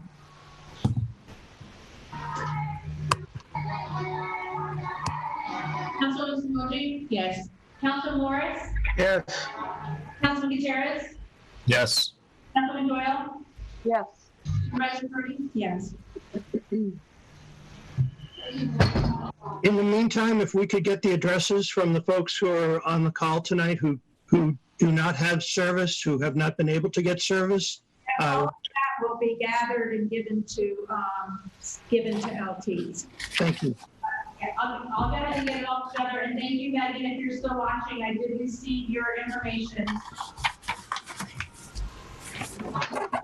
I'd just like to say, this is John as well. If there's anyone, the woman who had mentioned she's having billing issues and service issues, if there's anyone else in the public comments that has made that same concern, please send me their name and address as well. Will do. I have the young lady's information already. She's already sent it to me by email, so you'll have everybody that was on this evening. Great, thank you. Thank you, Roger. Thank you, Victoria. Thank you, Mike. Good to see you, Vicky.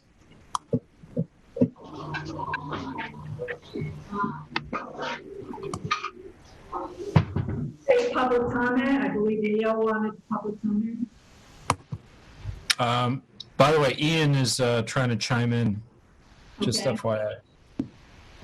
Can you let Ian in? Good evening, everybody. Can you hear me? Yes, sir. Welcome. All right. So I listened to all the comments that were made, and we can compile that information. I wanted to be clear if the board is asking me to put together a summary on the edits that were made, things that happened during the negotiations, or if we're just going to circulate the red line version. I just didn't know what direction the board wanted me to take. Just circuit. We'll start with the red line. Let's start there, and let's just. I don't know. Anybody else have an opinion there? I don't think we need Ian to do anything. Just writing it. No, they just want to see the red line version. Yeah, I think that's, and share it with the Which was sent to them somewhere along the line. But we can send it all again, because we're looking at the contract now, so we need to know differences between the old contract and the new one. So I want to make sure the board knows everything they need to know about this franchise agreement. Okay, so do you want me to pull the red line, or are you going to circulate the one that we had already circulated around? Well, I have the same one you do. I'll just look it up and send it down. Okay, so I won't do anything. Thank you.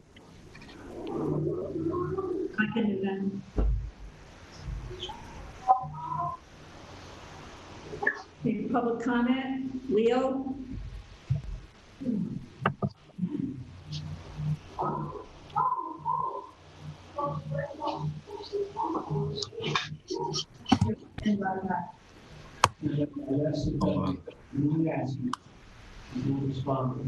You lose them? I'm gonna send him a Leo, message. are you still on?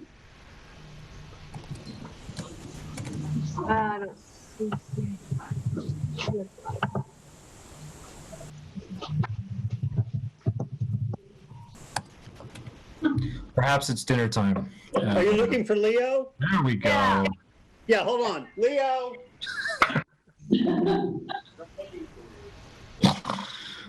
Oh, they are? You're up, Luke. Hey.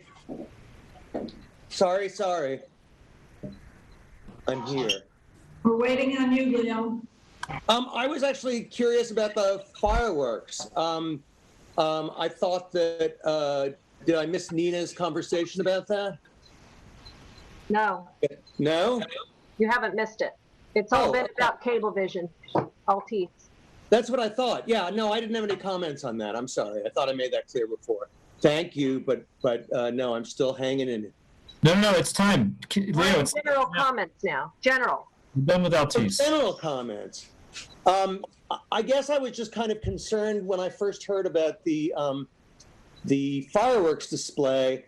It seemed a little bit strange to me. I was just thinking about traffic, and I guess because I know where the Peaks live, it seemed like that was an awful lot of people to basically put on top of them, and especially without bathroom facilities. But I guess I was just kind of curious as to how that happened. I mean, it's lovely that there are fireworks, and that the Dutchess County is sponsoring them. But it just seemed odd to locate it there without any kind of obvious town process. So that was kind of my whole story on that. So I guess what I'm asking is just, were any of those things, I mean, what was the consideration in terms of using that location and how it was actually going to function? The fireworks? The fireworks, the location. The fireworks, Silo Ridge contacted the code enforcement officer for a permit to have fireworks up at, on their property. Okay. And then a few weeks later, the county announced that they were sponsoring it and Silo Ridge was a host. Mm-hmm. I didn't find out about it till about a week ago. That the county it was a county a sponsored event. Okay. All right. I mean, it just seemed to me that it just seems strange to me because it's such a big group of people, and it is Silo Ridge's property. But I was just concerned that that provisions weren't made. I mean, if there's no bathrooms and people are going to, and there are going to be 300 cars there, I just Actually, what's the. going to be 300. I'm sorry. There's not going to be 300. Okay. I was going to save this to town board comments, but since you brought it up, Silo Ridge Field Club is hosting a free Dutchess County socially distant fireworks display for all to enjoy on July 4th at 9 p.m. Parking opens at 7:30 at the horse paddock on Depot Hill Road. Dutchess County Emergency Response has met with Amenia Fire Chief Aaron Howard and Deputy Fire Coordinator Lenny Morrison, who have contacted the Wasaig Fire Company to set up the event. There will be a fire truck and the Amenia Rescue Squad on the parking site. NDP has been notified about the event and be on standby if needed. The Dutchess County Office of Emergency Response and Dutchess County Office of Public Works have put together a safety plan and a parking plan. The parking plan is there will only be one entrance exit. In addition, there will be a 12-foot driveway around the parking lot so that a fire truck or ambulance can get into the parking lot. Furthermore, there will be 10 feet between each car side to side and 20 feet between each car end to end. With the social distancing parking plan, they are expecting 200 to 250 cars. The safety plan to control parking and any other issues includes resources from the Dutchess County Security Force, Dutchess County Sheriffs, local fire departments, in addition to members from the Dutchess County Department of Public Works and Dutchess County Emergency Response. So it was planned out and put together by the Dutchess County Emergency Response and Public Works.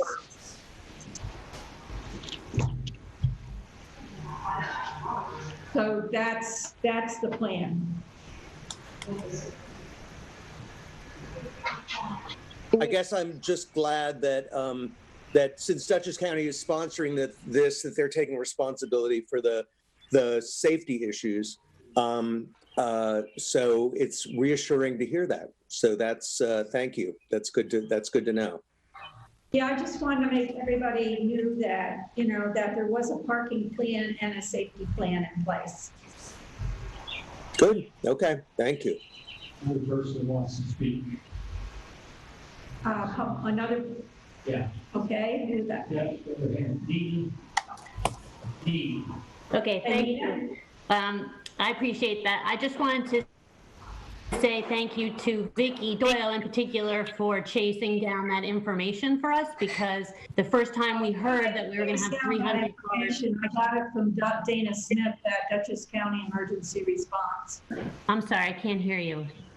I said I got the information from calling Dana Smith at the commissioner, Dutchess County Emergency Response, and got all the details so I could let people know what was going on.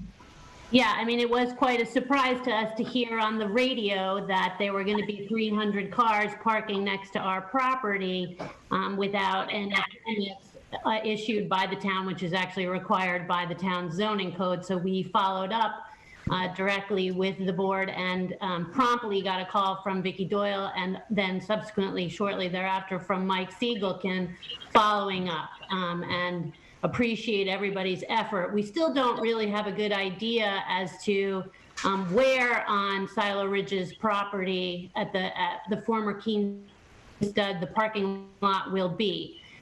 We understood from Vicki Doyle that she had heard from the fire chief that it was paddock 1. We don't know which is paddock 1, if it's the area of Silo Ridge's equestrian center that immediately abuts our property, and still don't really have a very good sense as to whether or not there are going to be emergency personnel patrolling to ensure that people stay in their cars. It's going to be a really long time between the time that people arrive and the fireworks are actually started, probably at minimum 2 hours, probably longer than that. It's very difficult to keep people in their cars for that long without an event, and also the fact that there are no bathrooms. You can imagine why we would be concerned, as the only treed-in area around this, that people would be interested in coming closer to our property, given that there's no bathroom, restroom facilities, that sort of thing. We are curious to know whether or not the town did issue a permit for the event, and whether all the insurance requirements therefore are in place. The only thing that the town gave them was the fireworks permit. What I would like to know from the town board, if they would like to waive the mass gathering permit. Yes, I'm in favor of waiving the mass gathering permit. Nina, have you, all of your questions, you still don't know exactly which paddock this is going to take place in? No. So the one question that I wasn't able to answer, but maybe you can, Victoria, is Nina provided a tax map that showed the location of what used to be King Stud is now owned by Silo Ridge. I assume it's the big white paddocks. When you're looking from Delaware Hill, you see the white paddocks of where the race horses and their colts used to be, the big paddock right above Nina's. But I'm not positive. And that's just one of the questions that would have been answered with a mass gathering permit. The fireworks did have a map, but that was on Silo Ridge's property, so we know where the fireworks are being held, but we don't know exactly where. Can I ask a quick question about the mass gathering permit? Is my understanding correct that involves gatherings per town code over 350 people? Correct. What is the projected attendance? It's 200 vehicles? Yes. Okay. So it's pretty likely that it's going to be at least 350 people. I mean, I think you can be pretty sure that that's going to happen.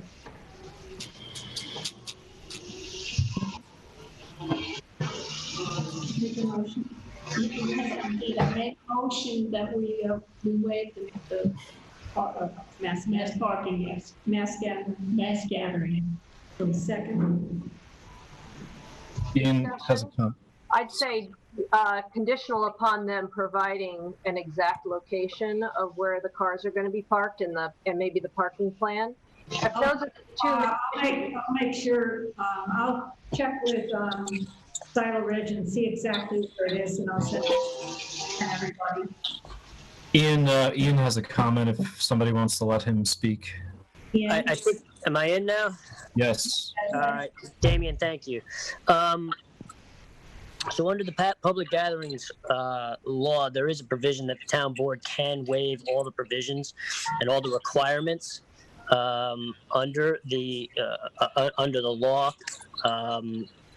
And Vicki is right. One of the aspects that would have been part of the application would have been kind of a schematic of where everything was going to be taking place. Otherwise, most of the other aspects of or requirements under the code have been covered, such as police, traffic, fire, insurance. All those aspects have been covered and explained. So. Ian, quick question. So the town has waived the insurance, the liability for the parking on the equestrian property, or just for the fireworks permit on the Silo Ridge Field Club? No, that hasn't been waived. It's been explained or provided. On the equestrian facility? Not on the equestrian. I don't know what the insurance is for the equestrian, for the parking area. They did provide insurance, and I was wrong, Nina, at first. I read it more clearly. They do have insurance for the fireworks. The group that's actually shooting off the fireworks is insured and provided that information to the town. Yeah, I'll bet they are. But what about the property that's the insurance for any damage that may result to any town property or private property associated with the park? It's not. That's covered under the insurance. Anything to do with town property. It's totally on private property. Doesn't matter. That's what the permit, that's what the mass gathering permit accounts for, private property. Their insurance would cover damages resulting from their fireworks. So the town isn't liable at all, Ian? Whatever their liability limit was, I don't recall off the top of my head, but whatever the liability limits is of their policy would be in effect of the company setting off the fireworks, not the town. So the town would not be liable to that extent. I'm not quite as concerned about them setting off the fireworks and damages resulting from the fireworks. I'm concerned about the 250 cars that are parking next to my property and the damage that may result from that. Nina, it's Dawn. If you were to go up Depot Hill and that main entrance where you pull in, it is going to be the first paddock right there on your right-hand side, and everything is going to be inside the fence. They're not going to be back down by your. Can you send that to me on a map, Dawn? That would be really helpful. I can ask. I have it. Thank you. Ian, question for you. Do we put ourselves at risk by waiving the mass gathering permit requirements in this instance? I don't think so. Okay. Well, listen, we haven't had fireworks on the 4th of July in the town of Amenia for many, many, many years. And Nina, I understand the sensitivity that it's happening in your backyard, but the flip side is you get a front row seat. Yeah, we're fine with it. We're not like, we're in favor of it. We think it's great. I can probably see them from my couch. I just wanted to make sure that the town had a plan in place and explain that to us, so that we could have some assurance that, parking for 250 cars would be managed, and that we would be able to get in and out of our driveway. And if we have Ken and Leo over, they would be able to get in and out of our house. So we just wanted to make sure that the town had thought about this, had a plan in place. And it sounds like, with the help of a few people, we did scramble around to get the information, and we appreciate that. Well, actually, Dutchess County has the plan in place. I'm sorry? Dutchess County has the plan in place. But it's in the town, so. I know it's in the town, but the town isn't involved in the plan. But they should follow the rules. This is the town of Amenia, and if they're holding an event in the town of Amenia, they were supposed to file a mass gathering permit 45 days ahead of the event. We had to extract the information, or if you had to, and we had to. It really wasn't done in the most wonderful way, and they should be made clear that the town of Amenia has some laws and that we have a process. We're happy to waive it this year, but next year we need advance notice so that we can then be prepared to answer these questions from our residents. Well, I made that crystal clear to them, believe me. I was not a happy camper. Okay. Look, they could also stand there with a clicker at the gate and just stop letting people in after 349 and be compliant with our code. I mean, they could do that too. That's another option. It's 200 cars is what they advertised. You know, it's close. Okay, So wait, I have to do a roll call? We have a motion. Yeah. Thank you. Councilwoman Simoji? Yes. Councilman Morris? Yes. Parrott? Yes. Doyle? Yes. Supervisor Brody? yes. Motion carries.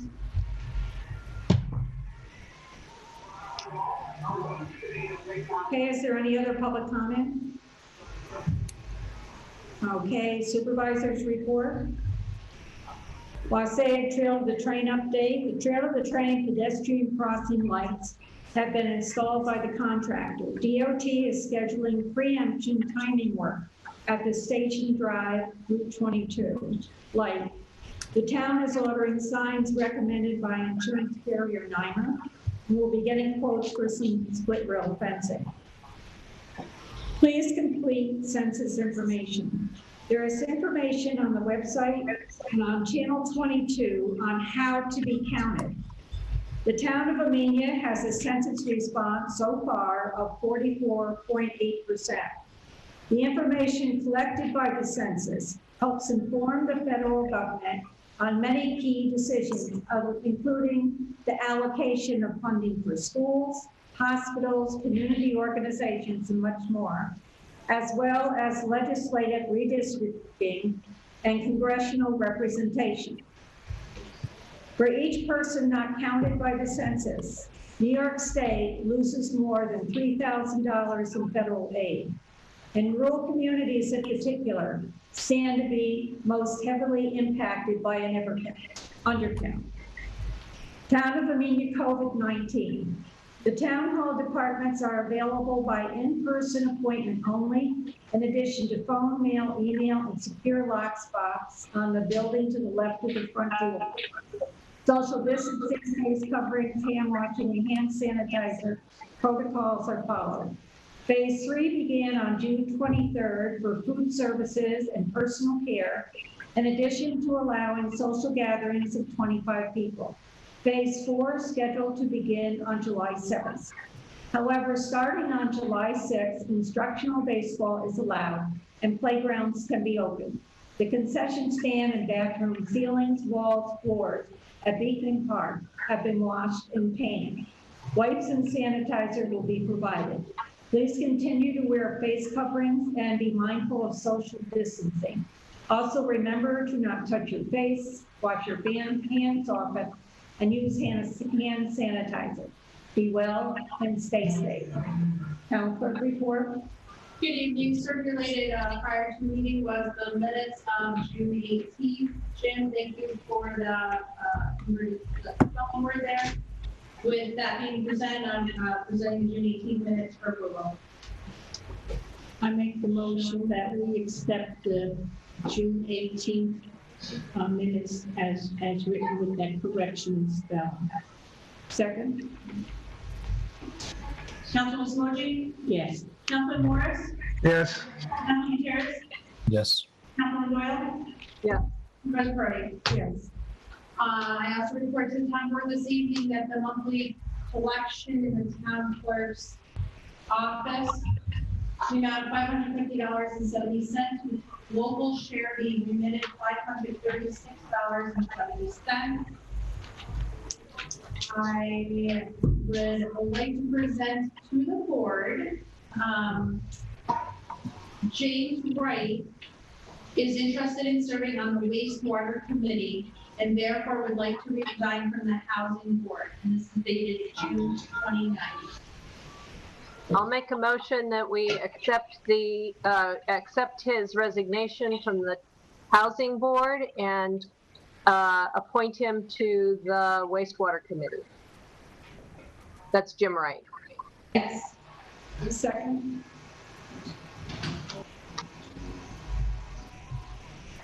Councilman Smoji? Yes. Councilman Morris? Yes. Harris? Yes. Yes. Supervisor Brody? Yes. Also, I would like to present to you guys, I received a letter of interest from Jeff Burnett Winsby, interested in serving on the housing board. I'll make a motion that we appoint Jeff Barnett Winsby to the Housing Board. Second. Michelle. Councilwoman Smoji? Yes.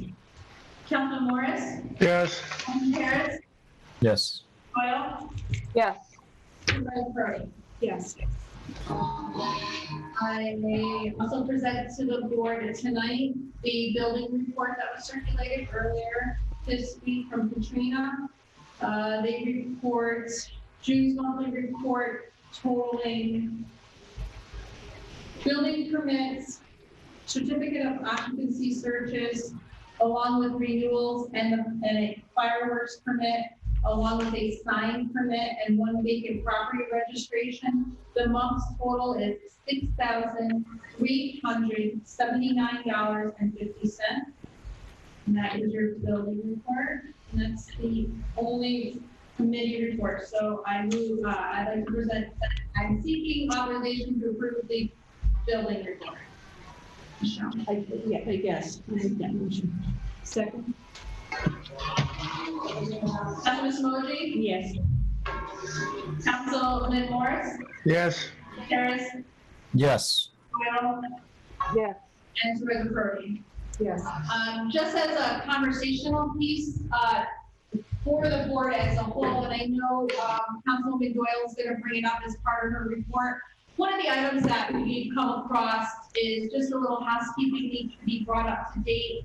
I think with, we have some new, we have existing boards that are a little bit more active. And I think that it's worth a revisit of our current committee guidelines. So that way we can maybe make them more current. Specifically, you know, our committees and our boards are all volunteers. So that way they have an understanding there's no staffing or anything such. Usually these boards meet, they approve a chairperson and or a secretary of said area, and then that person would keep track of the minutes and send them in. And you know, the way that we've been doing it since I became clerk and posting everything on the websites, I wait for the items to be approved. Once they're approved, then they get put out into the World Wide Web.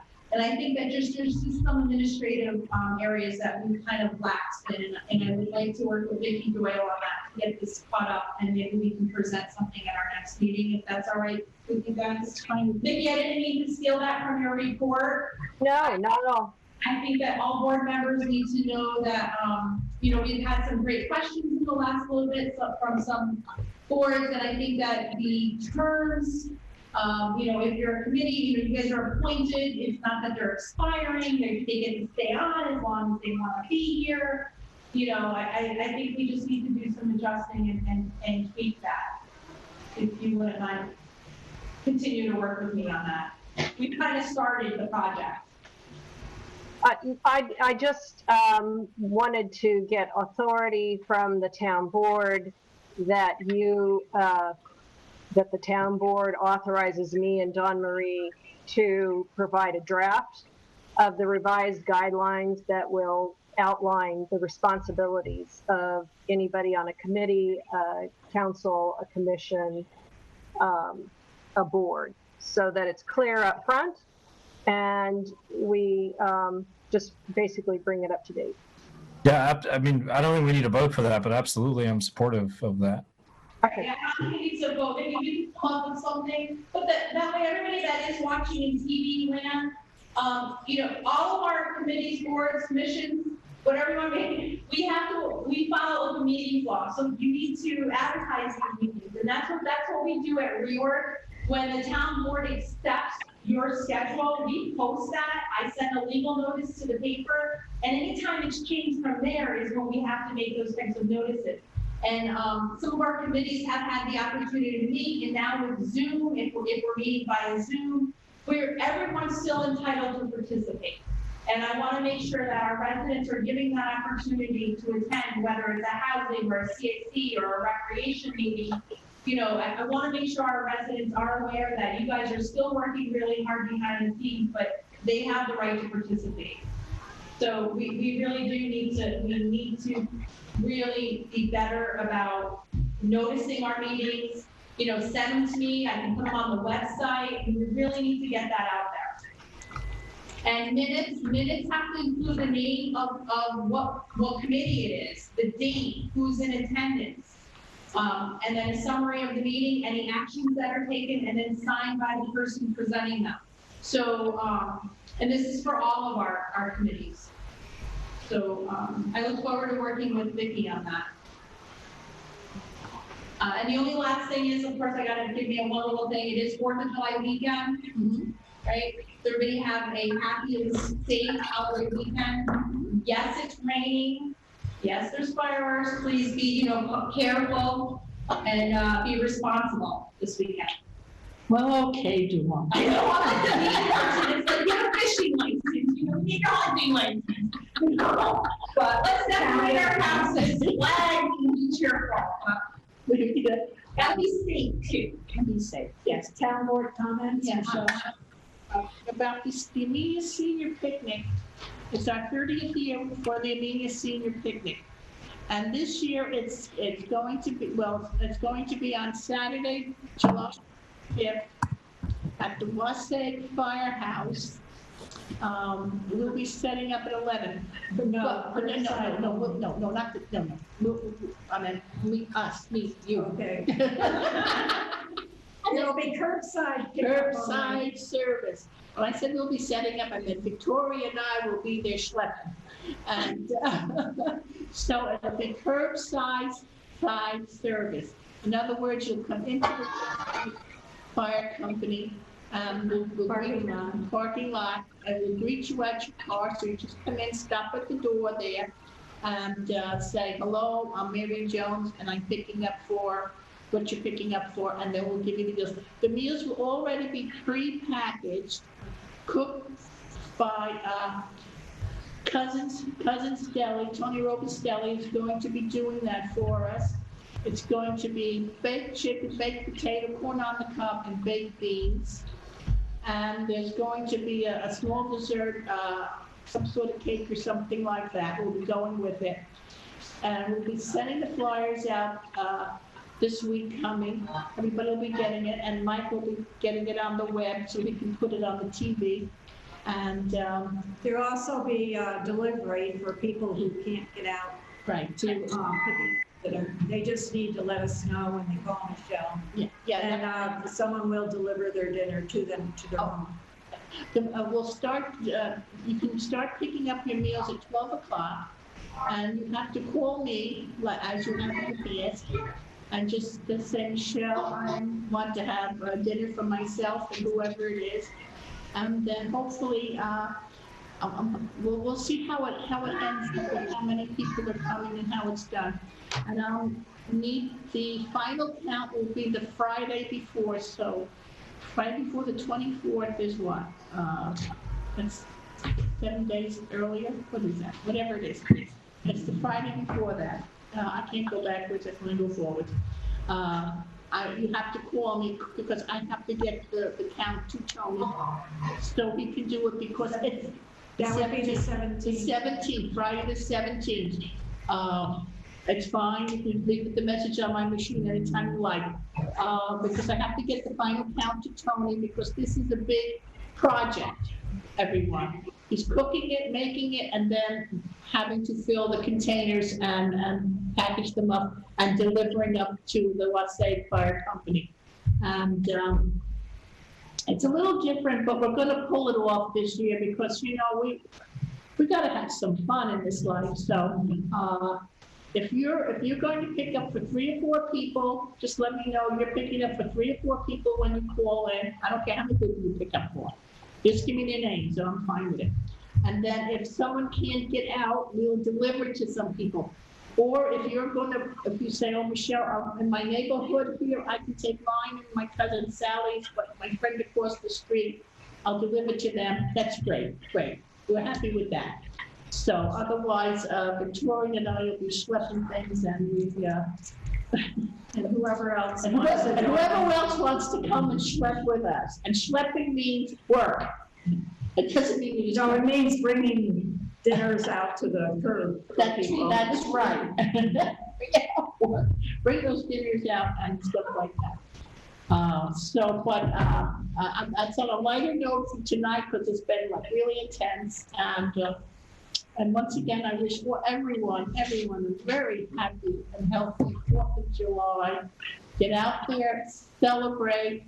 If you want to go see the fireworks, go see the fireworks in the town. And I'm gathering that what I understand is that the county's doing fireworks in different places at different times and stuff like that. So I don't know about our town. Yeah, I'm not schlepping any. I'm not traveling to anybody else's town. Just here, so you can see the fireworks, which is really great to see. And I'm sure the children in the town would just love to come out. Put them in your car, pack them in, and bring them out. And I'm sure they'll enjoy seeing the fireworks because they've had a rough time not being able to go to school and do things. And I know a lot of you folks have had a rough time too. So I just want to thank everybody for doing everything that they do to help us. And you all have a safe and wonderful weekend. God bless you all. Town board comments? Vicki, do you have more comments? I propose we authorize the purchase of heavy-duty weed barrier fabric and a truckload of mulch for the circular playground in the Wassaic Park in an amount not to exceed $3,500 as recommended by Recreation Groundskeeper Sean Howard and Code Enforcement Officer Michael Seglican. Second. Discussion. Mike noted that that pile of mulch from 2 years ago is still in the parking lot. Can we use that instead of spending? Sean is has already used some of that to put under the swings because that was shy of the required 6 to 8 to 10 inches, and he's going to use the balance of it over the weed barrier, and then bring in the necessary items, additional mulch that he's going to need to meet the requirements. It's quite deep. The fabric that we're purchasing is a lot heavier than the fabric that we used before that the weeds grow up through.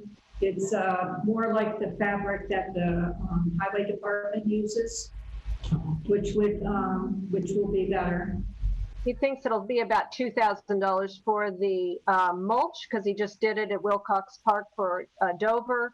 But he thinks, I just thought we should pad it to make sure that we adhere to the safety guidelines, and it's probably be less. Plenty of money in the recreation part of the budget for that purchase. Councilwoman Simoji? We're voting on on the proposal yes, for the yes, okay. expenditure. I was supposed to okay. Yes. Councilman Morris? Yes. Yes. Yes. Coyle? Yes. Supervisor Brody? Yes. And then I make a motion that we authorize the recreation groundskeepers to purchase materials to repair the broken fences along the rail trail entrance to Wassaic Park in an amount not to exceed $500. Second. Councilwoman Simoji? Yes. Councilman Morris? Yes. Damian? Yes. Doyle? Yes. Supervisor Brody? Yes. So I think it probably is moot. We all agree that they're going to go ahead and install the weed barrier and safety mulch, and then we're done. Sean is going to look into some of the missing pieces that won't be affected by adding the base. Monday, he agrees that we should just do it as soon as possible, given the fact that the equipment passes muster. And the additional pieces will just be replacing some of the things that don't work. So he's going to get a quote for us when he comes back from his vacation. Okay. Sounds like a good plan. That's all I have. Thank you. Any other town board comments? Sorry. Yeah, I mean, Vicki, thank you for all of your efforts on this. Vicki and I spent some time continuing to solicit opinions from folks who use Wassaic Park, who live in Wassaic, not about sort of maintenance issues or the day-to-day, but just about what it could be and how we put together a larger plan. We are working on a presentation. Victoria, I had asked last meeting to get a spot on the agenda to present that. Obviously tonight we're past 9 o'clock already. So I thought there would be a lot of comment. Yeah. So I thought we would just have this meeting for, for general things and just concentrate on the public hearing. Sounds good. So Vicki and I will be ready to present next meeting if we can get on the agenda. I'll be here till 11 o'clock or so. Say again? I said I didn't think you'd want to be here till like 11 o'clock or so. Jim, on the other I hand. have a lot of things on the agenda. There are some things that, we can put off to the next meeting, so. That's fine. So we'll be ready to go, Vicki and I. We can make that presentation. It's just really just Vicki typed up a bunch of notes based on our last video conference with the kids, and we have a bunch of feedback from folks filling out the spreadsheet in early January. So we just put all that information together for the board, and then we can have a discussion about what we want to do. Absolutely. It'll be on the agenda. Thank you for typing your motions, Vicki. I find You're welcome. I did it for you, Dawn Marie. I appreciate that. Duly noted.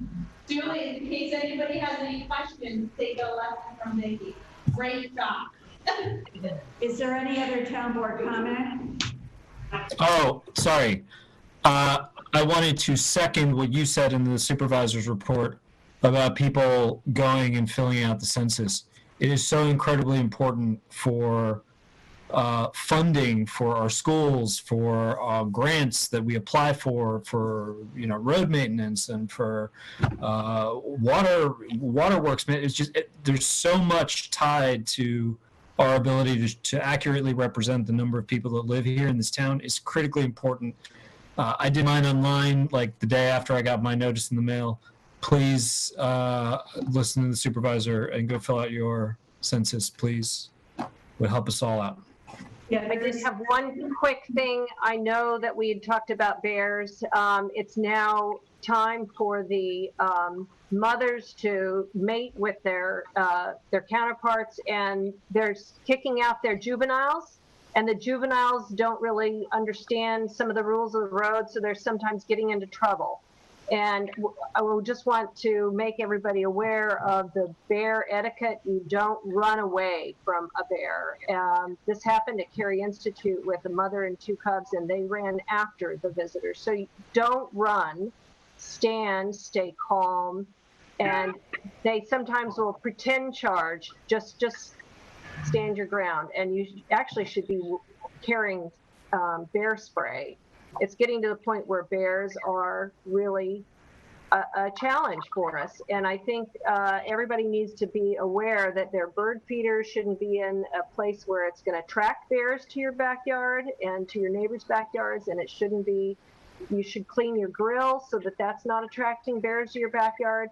You want these juveniles to not get into bad habits coming around to people's yards instead of doing what they normally do out in nature. So be aware of that right now in this season. It's not funny.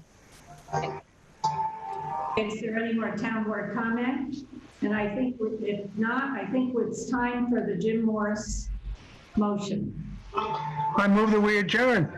Yeah, I second. Your motion. Councilor Happy 4th of July. Yes. Councilor Morris? Yes.